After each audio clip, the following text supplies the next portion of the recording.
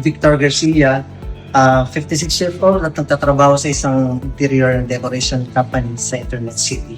Ito yung may experience mo pag yung mga kabayan mo ang mag-check sa'yo.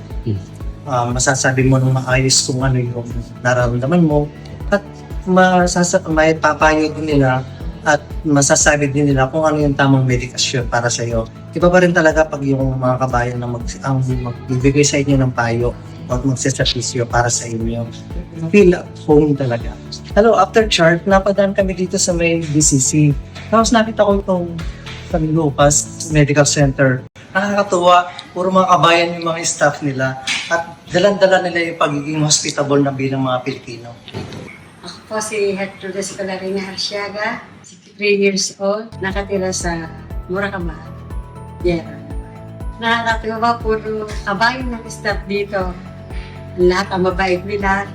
Si Doktor talagang babalik ka dito. Sa mga katulad ng senior, alay, talaga kayo din eh. Napakabait na mga staff.